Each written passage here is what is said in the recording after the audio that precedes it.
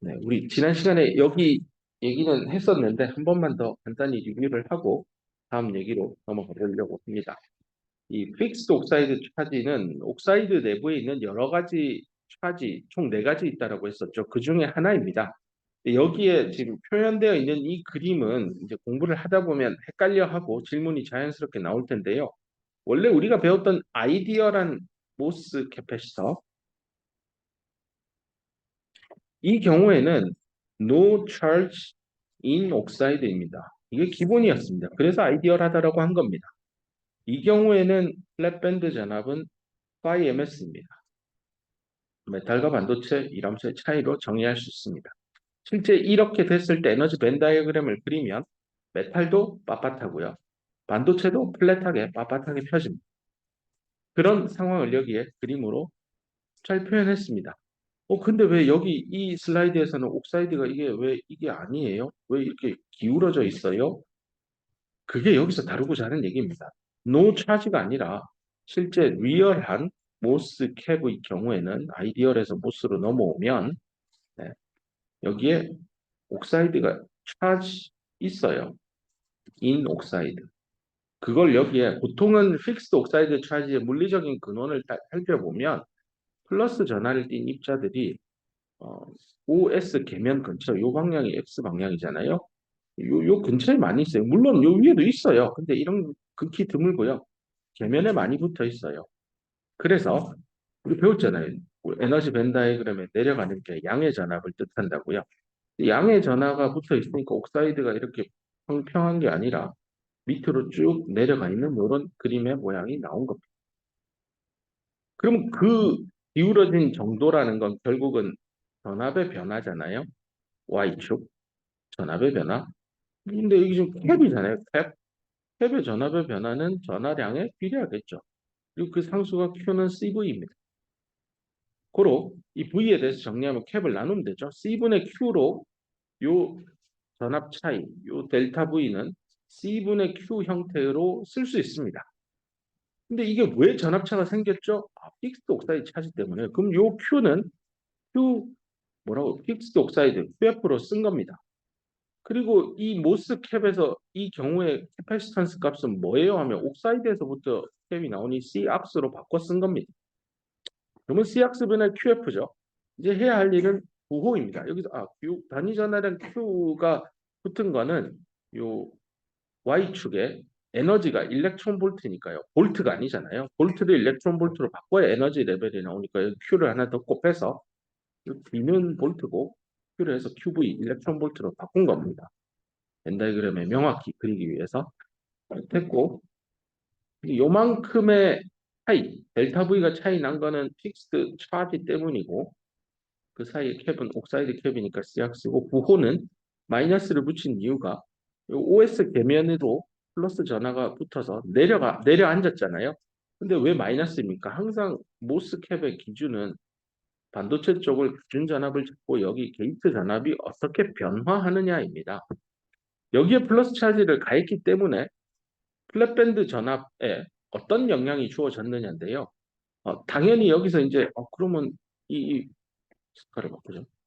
여기서 이렇게 휘어져 있으니까 얘를 다시 원상복구 빳빳하게 펴려면 얘를 들어 올려야 되잖아요.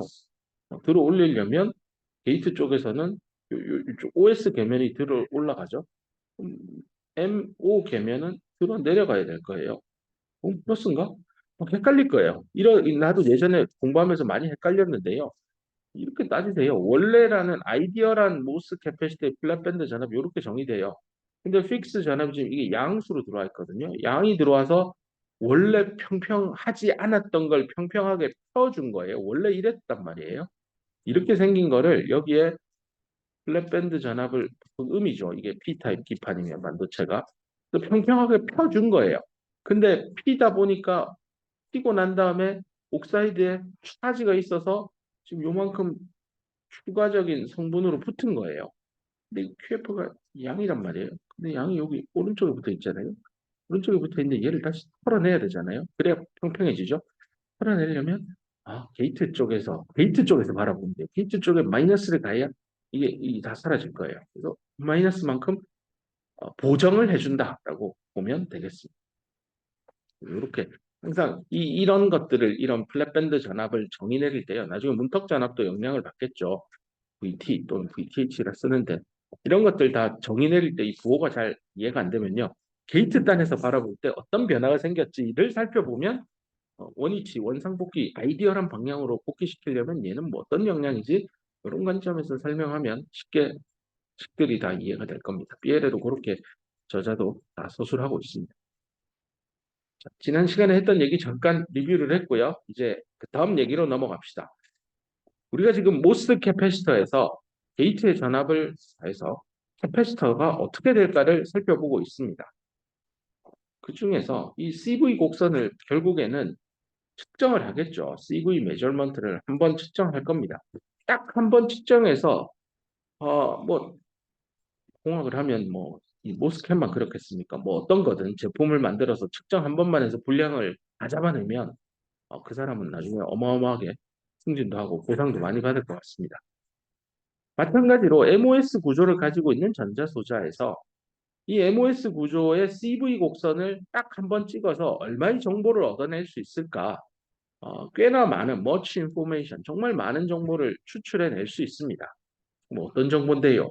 그 자세한 얘기를 해보려고 합니다.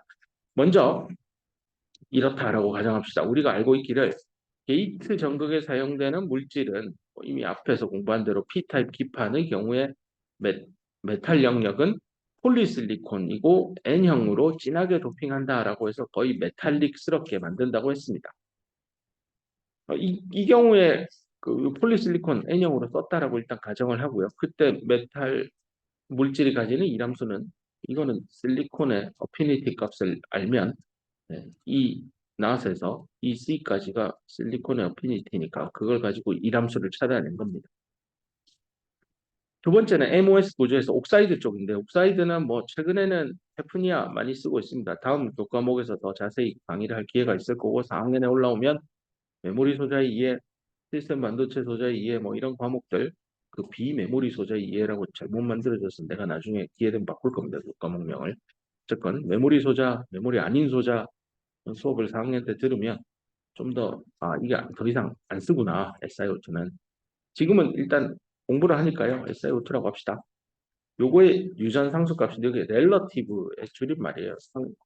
네, 렐러티브 공기 프리 머티 그 저희 베큐um 상태를 입실론 낫이라고 하고 그게 8.854 곱하기 10의 마이너스 14승 페라 퍼 센티미터로 진공의 유전 상수값이 있거든요. 요 녀석 대비 입실론 낫 대비 내가 몇 배로 높은 유전 상수값을 가지느냐 이게 소재마다 달라요. 실리콘은 이 ER 값 실리콘의 경우에는 11.9라고 앞서 한번 언급했습니다. 옥사이드는 3.9 외우기 어려우니까 그냥 4라고 외워도 됩니다. 실리콘은 12, 3배 차이 납니다. 모스 벤 다이그램의 기울기도 3배 차이 났던 거 여기서부터 유래됐었죠. 자, 원래 이거 들어봅시다. CV 곡선 어떻게 생겼는지 대충 기억할 겁니다. 가다가 쑥 떨어져서 다시 원상복구합니다. 로 프리퀀시를 찍으면 이걸로부터 도대체 몇 개의 정보를 얻어낼 수 있을 건데요. 이 CV 곡선으로부터 옥사이드의 두께, 우리 책에서는 X나 일반적으로 T악스라 많이 쓰는데요. 이 정보 알아낼 수 있을까요? 라고 질문을 던지면 최대값 있잖아요. CV 곡선의 맥시멈 값.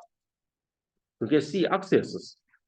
C악스의 값은 단위 면적당 캐패시턴스 값으로 정의하기로 했죠. 그래서 페라 퍼 제곱 센티미터였습니다. 이 면적은 메탈 게이트의 위에서 내려다본 랭스와 위스 방향입니다. X축, Y축입니다. 깊이 방향 아니에요.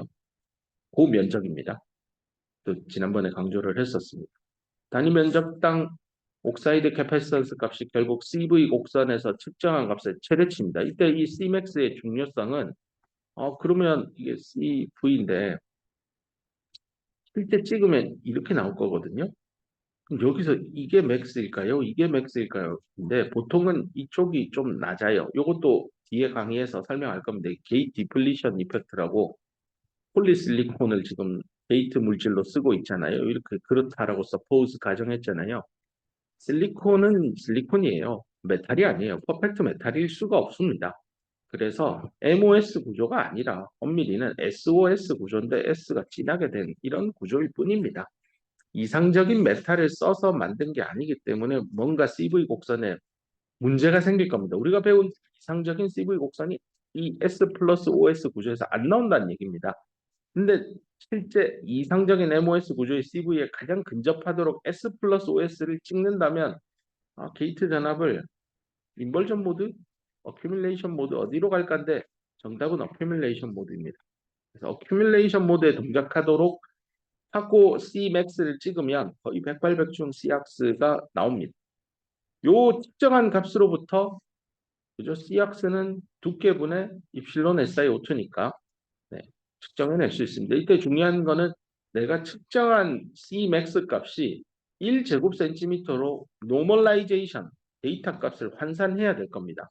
그냥 드립다 모스 캐패시터네요 하고 뭐 밑도 끝도 없이 모스 캐패시터에 그 이렇게 MOS 구조가 있으면 이 면적이 뭔데요 하면 요건가요? 이 단면적 계산해가지고 제곱분의 패럿 이렇게 하면 큰일 나요.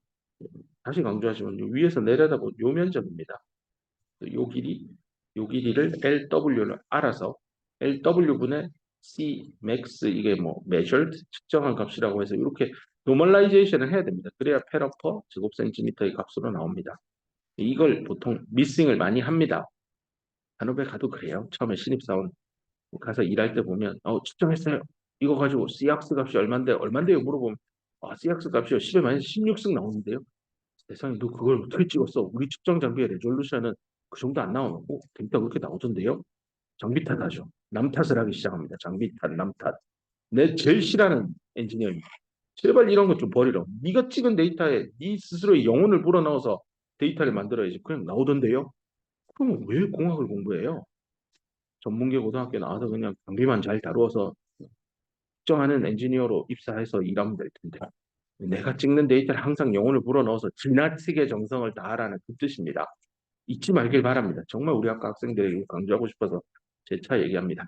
그래서 단위 면적당 옥사이드 캡을 찍으면 그 최대치가 C악스니까 여기 있는 C악스는 C악스분의 입실론 SiO2 요 수식을 이용하면 요거는 정해진 유전 상수 값이니까요.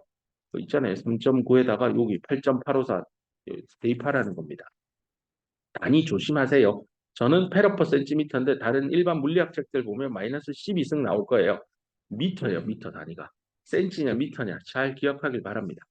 반도체 소자 영역에서는 길이는 센티미터, 면적은 제곱, 부피는 세제곱. 이걸 일반적으로 씁니다. 길이를 센치를 써요. 보통 채널 길이라고 불리는 것만 나노미터로 많이 바꿨습니다. 그 외에는 다 뭐 센티미터 기반으로 표현 많이 합니다. 첫 번째 줄에서 모스 캐패시터의 CV를 찍음으로써 옥사이드의 두께를 알 수 있구나라는 정보 하나 알았습니다. 그럼 이것만 알고 끝인가? 또 알 수 있는 여러 개가 있습니다. 그 중에 하나가 이번에는 CV 곡선의 최소값입니다. 1번 스텝에서 옥사이드를 알았으니까 이제 그 값을 그대로 가지고 올게요. 이 두 개의 데이터, C민과 C악스로부터 어떤 정보를 알 수 있을까요? 라고 시험 문제에 내면 스스로 고민해 보세요. 배웠던 거 가지고 내가 데이터를 찍었어. C민하고 C악스를 C민, Cmax죠. 민맥스를 계산한 거죠. CV 곡선의 모양에서 이렇게 찍었는데 최대값, 최소값을 아는 거예요.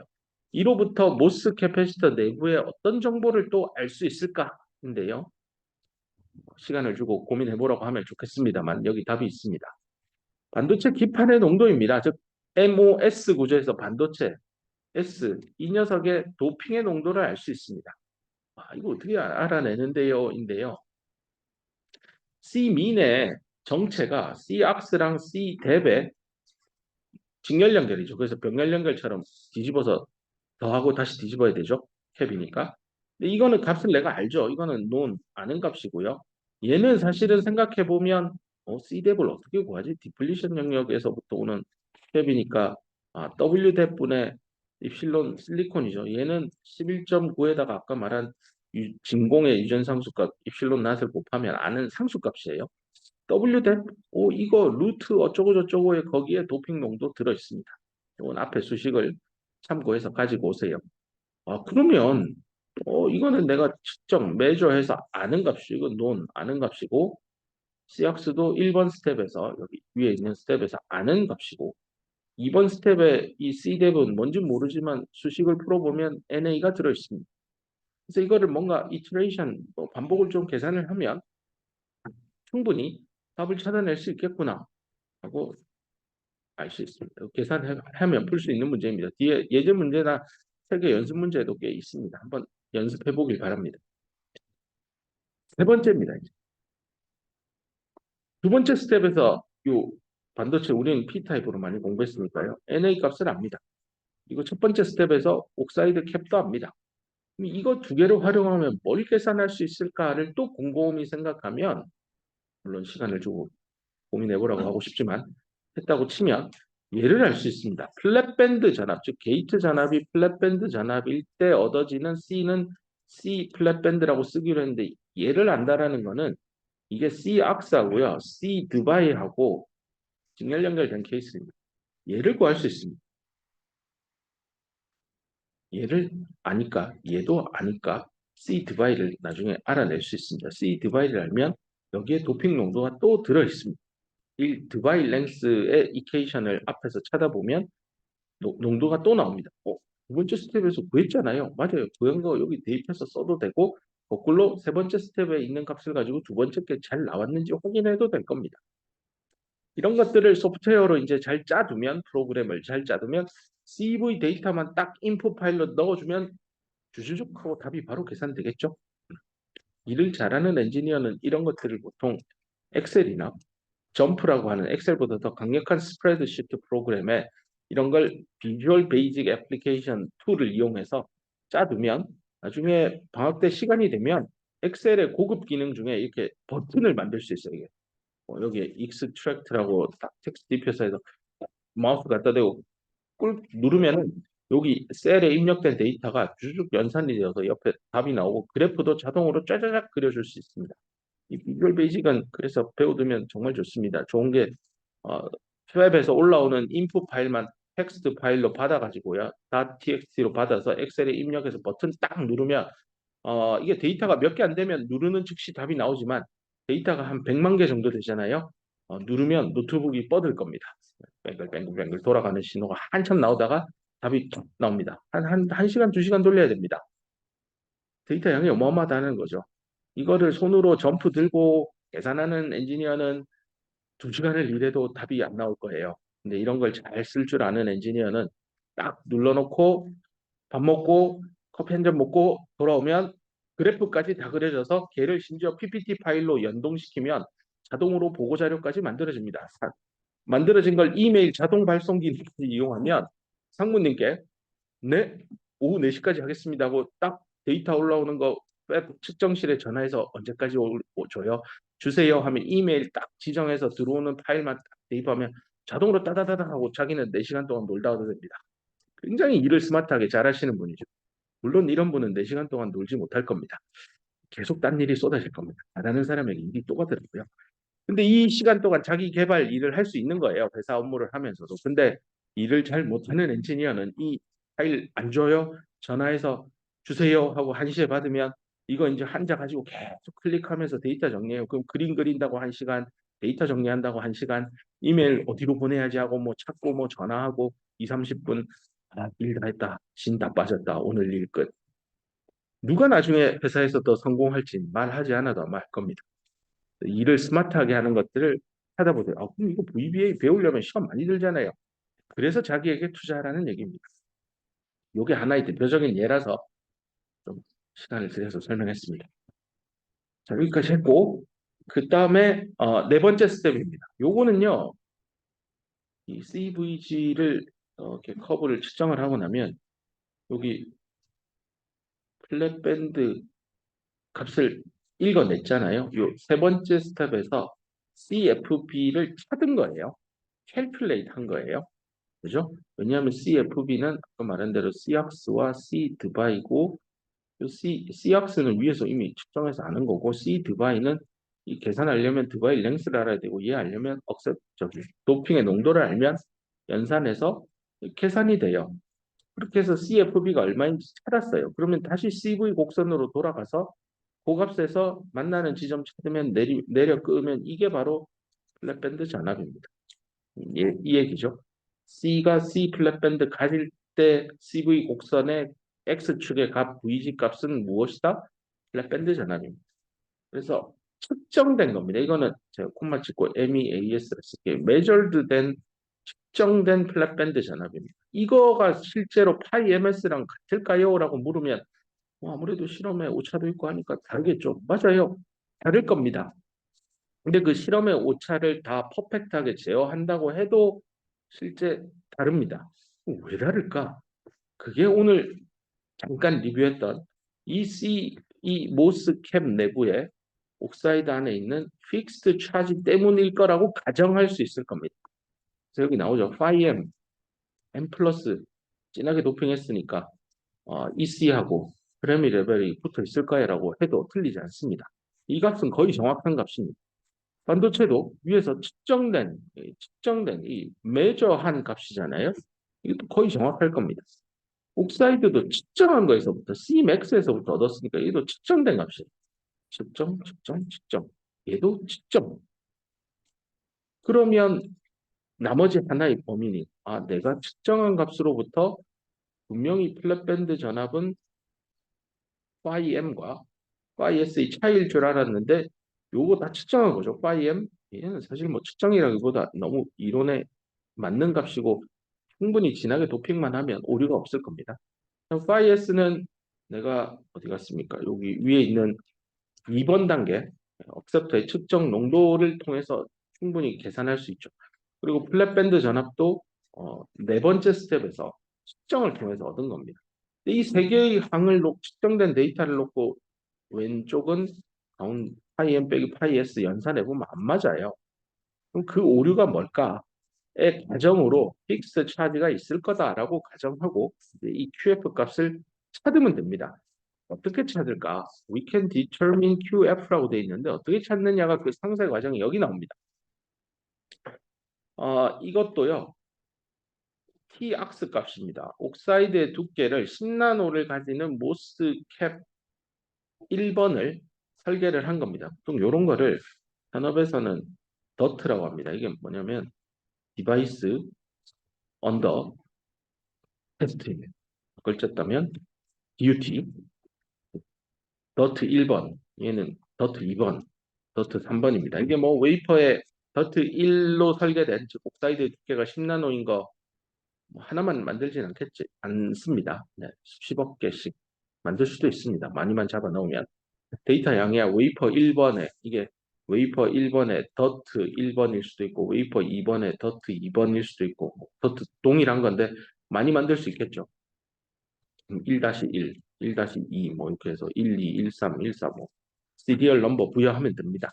데이터 굉장히 많이 뽑으면 각각마다 플랫밴드 전압 다 계산할 수 있겠죠. 앞에서 배웠던 1번부터 4번까지 스텝을 이용해서 CV 곡선을 다 측정해서 다 연산하면 플랫밴드 전압 나올 겁니다.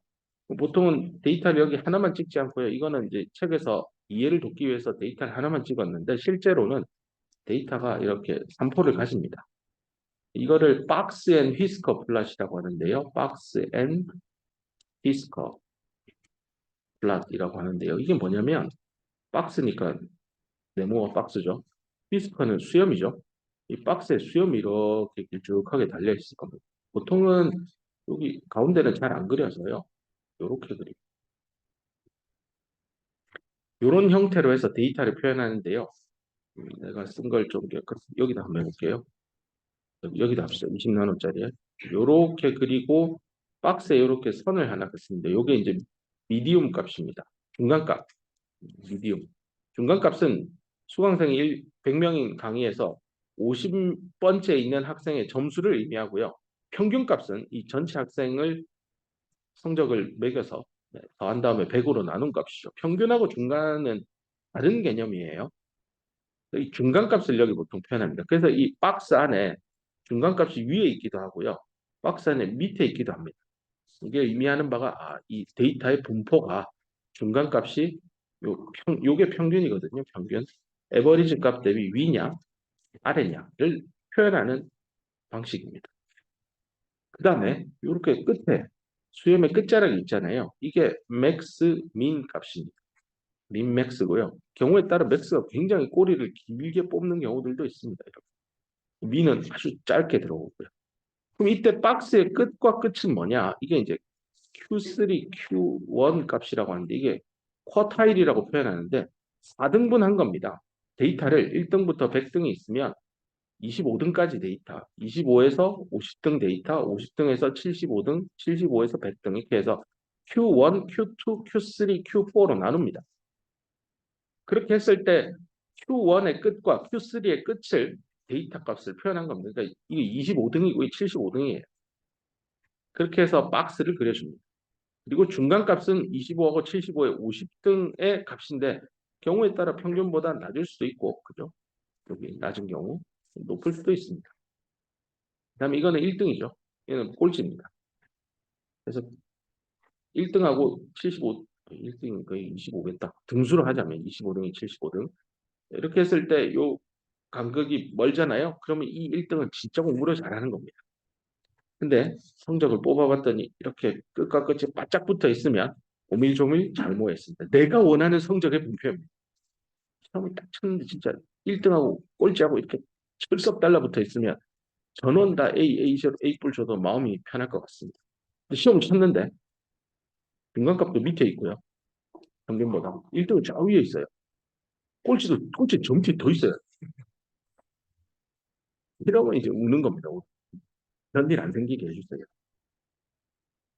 자, 원래 얘기로 돌아갑시다. 그래서 지금 여기 얘기는 모스캡을 만드는데 두께를 세 종류로 나누어서 DUT 1, 2, 3으로 만들었다고 합시다. 물론 이 1은 한 개일 필요는 없습니다. 그래서 이게 박스앤 히스토 플러스로 이렇게 표현이 되겠죠. 표현을 했다 합시다. 표현을 했는데 여기서는 책에서는 그냥 미디움 값만 점을 빵빵빵 찍었습니다. 이 정보로부터 얻을 수 있는 게 뭘까요? 입니다. 두께별로 서로 다른 DUT를 만든 다음에 앞에 있는 스텝을 밟아서 플랫밴드 전압을 측정을 해서 데이터로 이렇게 다 찍었습니다. 이 플랫에서부터 얻을 수 있는 정보는 뭘까요? 인데 오른쪽에 그 답이 있습니다. 조금 전에 잠깐 리뷰했던 그건데요. 플랫밴드 전압을 옥사이드의 두께가 바뀌더라도요. 플랫밴드의 전압은 옥사이드의 두께랑 원래 상관없는 지표예요. 얘는 파이 M인과 파이 S의 차이인데 여기에 어디에 옥사이드의 두께가 여기 관여를 하나요를 생각해 보면 언제요? 아이디얼한 모스캡의 경우에 아무 상관없는 지표예요. 이건 도피 농도의 지표예요. 근데 데이터를 찍어봤더니 미디움 값이 이렇게 흘러내려요. 두께가 올라갈수록 플랫밴드 전압이 마이너스 값으로 더 내려가요. 와, 이거 왜 이렇게 됐지? 이상적이지 않으니까. 또는 반도체 프로세스 공정 중에 특히 옥사이드 공정하고 연관된 곳에서 문제가 생긴 거예요. 그래서 가정을 합니다. 옥사이드 내부에 노 차지가 아니라 차지가 있구나. 픽스 차지라고 가정하고 식을 써보면 그 뒤에 뭔가 붙어 있겠죠. 요게 뭐예요? 근데 요거를 여기로 내리고 요거는 C악스로 쓰면 앞에서 배운 겁니다. 마이너스 C악스분의 QF입니다. C악스를 저기 단위 면적당 캡인데 두께로 써서 식을 약간 전개한 케이스입니다.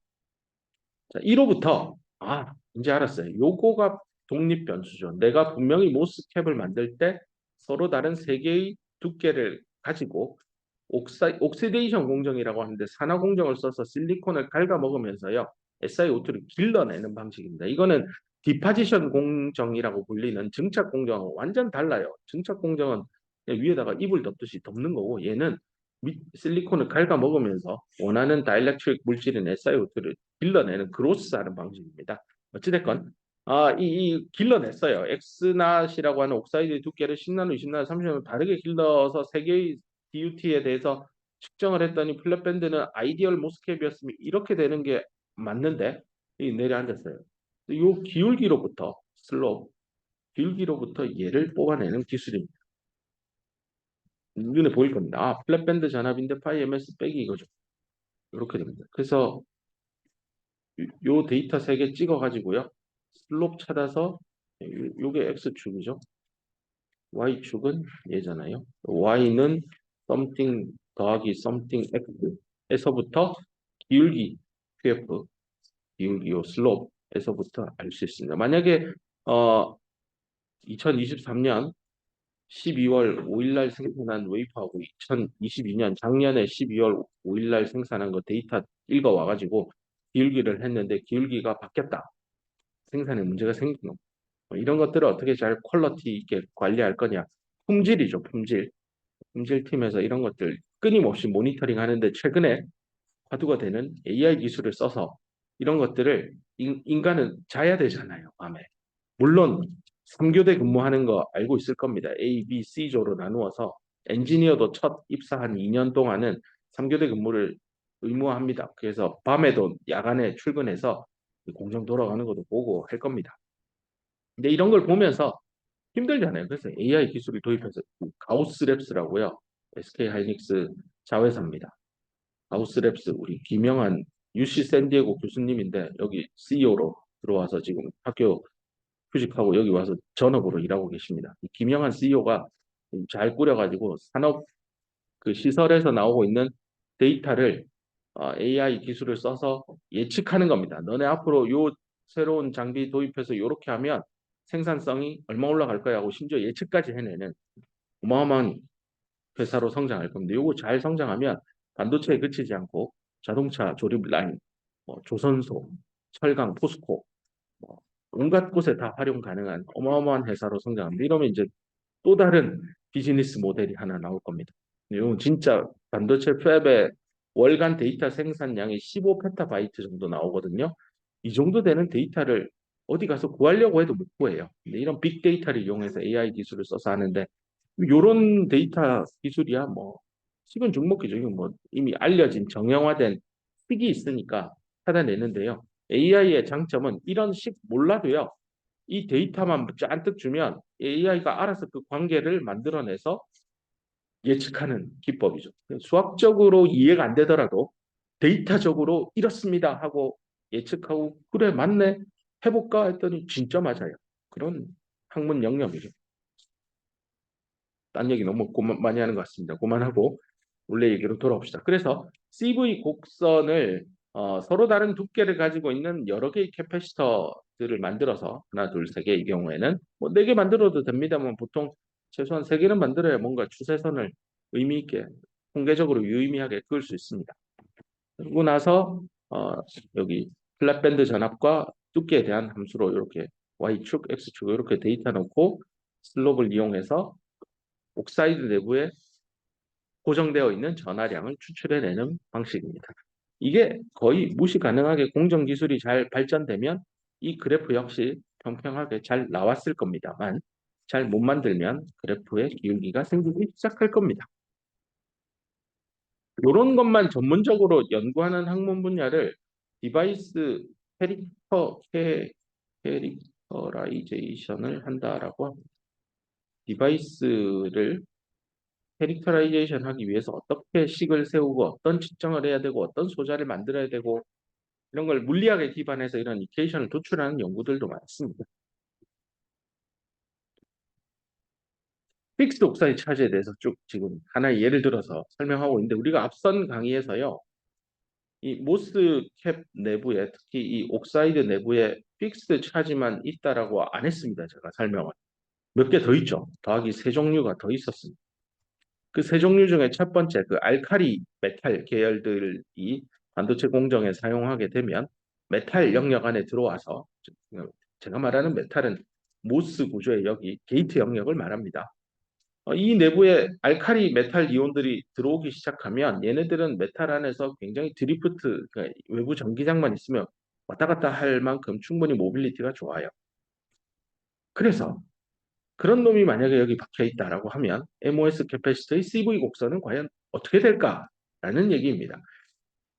모바일 아이온이라고 제목을 달아놨는데 알칼리 이온들입니다. 나트륨 같은 거, Na+, 칼륨 이런 거. 여기 나오는 대로 이 예전에는요 한때 과거형이죠 미스테리였어요. 뭐가요? CV 곡선을 찍었더니 이상하게 왔다 갔다 움직여요 데이터 값이. 어떤 거냐면 여기 그림은요. X축이 항상 데이터를 볼 때 X축, Y축이 뭔지부터 읽는 습관을 들이면 좋습니다. X축이 V지고 Y축은 이게 CO 분의 C인데요. 이게 Cx 분의 C라서 노멀라이제이션한 값입니다. 그래서 이 맥스 값이 Cx 값을 의미합니다. 실제 그렇죠. Cx 값입니다. 그럼 여기 자세히 설명은 안 나와 있지만 데이터 커브 모양만 보고 여러분 스스로 배운 내용만 알면 이게 반도체 기판이 N형인지 P형인지 알 텐데요. 이 딱 봐도 뭔가 게이트 전압이 마이너스 값으로 잔뜩 가 있고 뭔가 이게 이쪽으로 내려가고 우리가 공부한 거는 게이트 전압을 플러스로 올리면 이렇게 내려가는 물론 이제 로 프리퀀시는 다시 복원되고요. 반대죠. 그래서 이거 지금 N형입니다. MOSS N타입입니다. N웰에 P타입 기판에 N웰을 만들고 그 N웰 위에 모스 캐패시터를 만든 다음에 찍은 데이터일 겁니다. 근데 이 데이터에 아드 시프트가 뭐냐? 여기 나옵니다. 이제 실험 자료가 여기 나오는데요. 12V의 양의 전압을 100도씨 고온에서 이 고온을 한 이유가 얘네들이 좀 잘 움직이게 하려고 상온이 아니라 온도를 높이고 12V를 메탈 쪽 여기다가 가합니다. 더하기 12V를 가하고 70분 동안 놔둡니다. 이런 건 이제 오븐 같은 데다가 오븐이 저기 피자 굽는 오븐하고 비슷하게 생겼는데 전자레인지 같이 생겼는데요. 거기 안에다가 이제 칩을 웨이퍼를 넣어두면 됩니다. 여기 12V를 가해서 기다립니다. 70분 동안. 그런 다음에 끄집어내서 CV 곡선을 찍었더니 이렇게 나왔다고 합니다. 근데 재미난 거는 VG를 이렇게 내린 다음에 다시 상대적으로 플러스로 옮겼더니 이런 걸 이제 이력 현상이 있다라고 하는데 영어로 히스테리시스가 존재한다라고 합니다. 히스테리시스. 그렇죠. 이게 원래 왔던 대로 돌아가지 않고요. 뭐 다른 패스를 따라 데이터가 찍혀 나옵니다. 히스테리시스가 존재합니다. 그다음 이 데이터에서 또 하나 중요한 게 온도를 어디 갔냐? 온도는 좀 더 높였어요. 사실 뭐 100도에 해도 똑같은 데이터가 나올 것 같긴 한데 좀 데이터를 확연하게 보이기 위해서 온도를 더 올리고 이번에는 마이너스 30V를 가했습니다. 뭐 또는 0V를 가해도 됩니다. 이게 플러스랑 대비되기만 하면 돼서요. 마이너스를 가해서 이거는 70분인데 뭐 60분을 해도 충분하니까 이 데이터를 가지고 온 것 같습니다. 근데 제가 만약에 실험을 처음 한다면 똑같이 100도씨에 70분에 마이너스 30V만 줬을 것 같습니다. 이렇게 해서 방치한 다음에 끄집어내자마자 CV 곡선을 찍습니다. 그랬더니 커브가 이렇게 나오나 이게 옛날에는 이해가 안 됐었습니다. 아니 마이너스 30V에 이 똑같은 온도에 똑같은 시간만큼 걸어 놓은 다음에 CV 찍은 거랑 플러스 12V에 찍은 거랑 왜 다르지? 다를 이유가 없잖아요.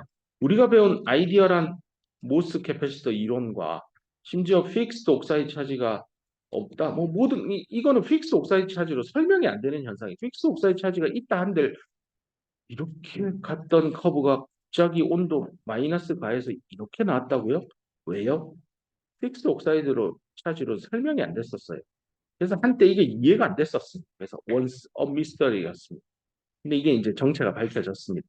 그게 바로 모바일 아이온 때문인데요. 게이트 내부에 여기 나오는 대로 문제의 근원은 어, 인터페이스로부터 다가가거나 떨어져 나오거나 하는 움직일 수 있는 전화인데요. 얘 때문에 차지 센트로이드가 변화되는 건데 이거는 MOS 구조에서요.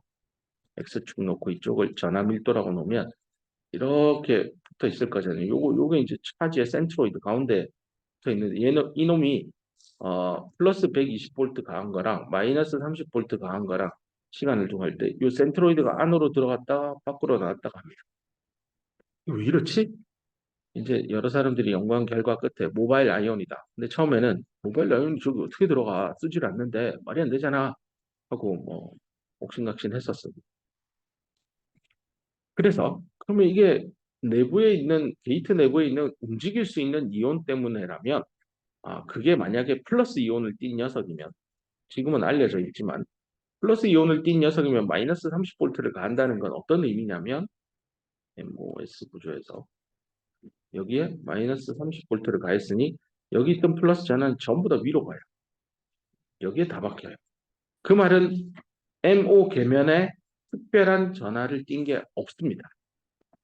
아이디얼한 우리가 학습한 아이디얼 모스 캐패시터에 근접할 겁니다. 그래서 요 커브가 우리가 배운 아이디얼 모스 캐패시터입니다. 물론 이거 하이 프리퀀시로 찍어서 인버전에서 위로 안 가고 그대로 쭉 갑니다. 근데 이번에는 플러스 120V를 가하니까요. 여기 있던 플러스 전하가 죄다 밑으로 내려갈 거예요. 그래서 MO 계면에 플러스 전하가 덕지덕지 붙어 있습니다. MO 계면에 전하가 붙었다는 건 플러스 전하가 붙었으니까 아까 설명했죠. 게이트 입장에서는 내가 마이너스 전하를 더 가해야만 저놈들이 사라집니다.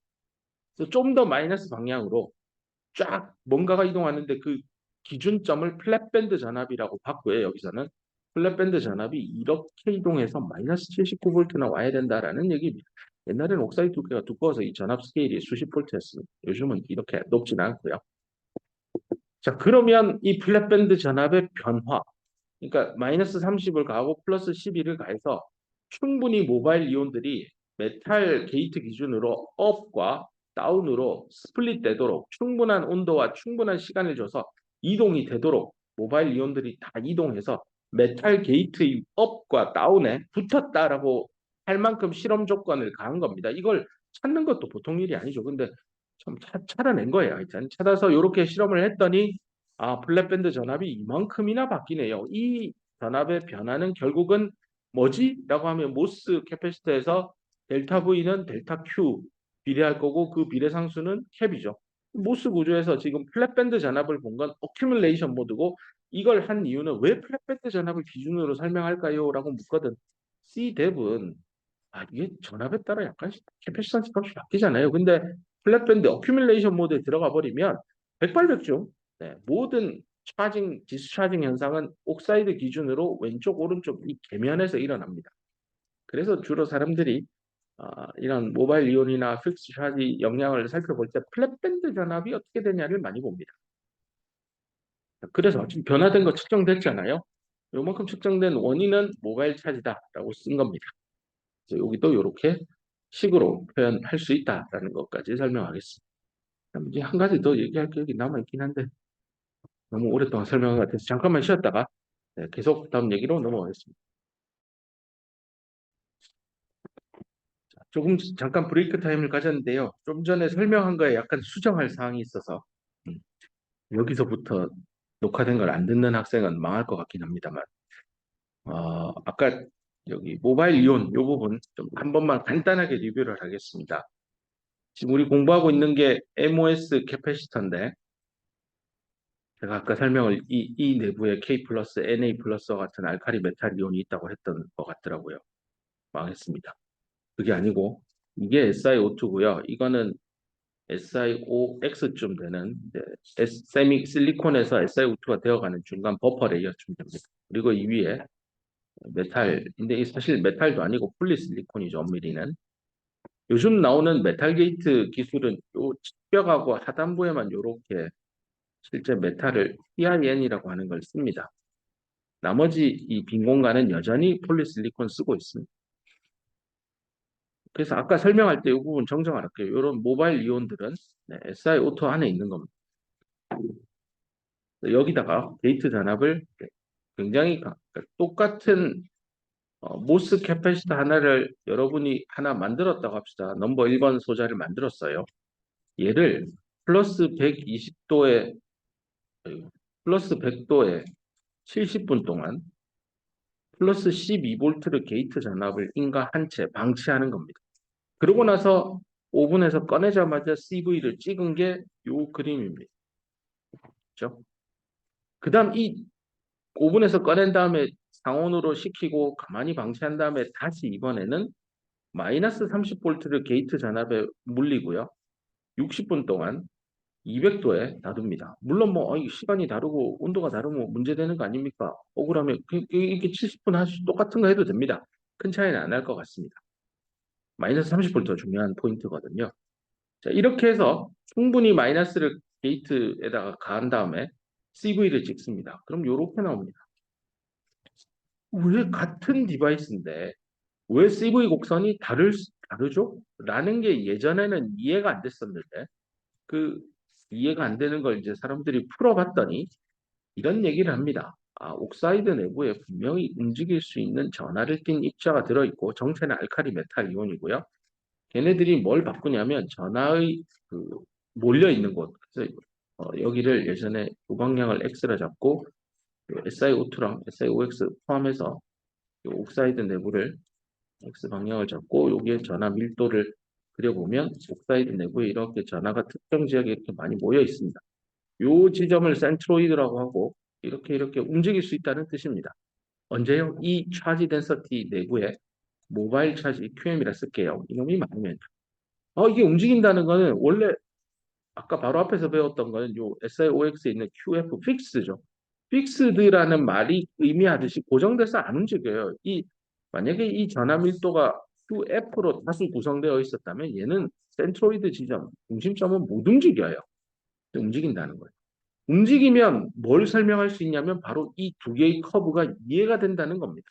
그러면 특정 지점인데 하고 많은 점 중에 아니 문턱 전압도 이동한 거 맞잖아요. 맞아요. 문턱 전압도 이동했는데 왜 문턱 전압은 말 안 하나요? 라고 하면 우리가 명확하게 전하가 옥사이드 층을 기준으로 메탈 쪽과 반도체 쪽의 여기 측면에서 인터페이스에서 전하가 움직이는 걸 잘 보는 모드는 어큐뮬레이션 모드일 때 이런 현상을 명확히 설명하고 특히 이 가운데 있는 캡은 C악스 하나로만 구성되기 때문에 캡 값을 계산하기에 편합니다.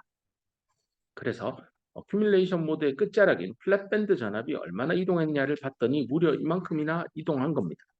그 원흉이 뭐냐? 원인이 뭐냐를 봤을 때 옥사이드 안에 있는 이런 플러스 전하가요. 요 플러스 12V를 가했을 때는 SiO2 내에 플러스 전하를 띤 입자가 다수 아래쪽으로 내려가 있겠죠. 그 밑에 픽스드 전하도 있을 거고요. 이런 케이스입니다. 하지만 마이너스 30V를 가한 경우에 SiO2 내부를 뜯어보면 플러스 전하들은 위로 다 붙어 있고 SiOX에는 여전히 박혀 있을 거고요. 근데 지금 이 슬라이드에서 좀 중심을 두어서 설명하고 싶은 부분은 이 녀석이에요. 이렇게 움직일 수 있는 거. SiO2의 하단부에 있을 때, 업사이드에 있을 때.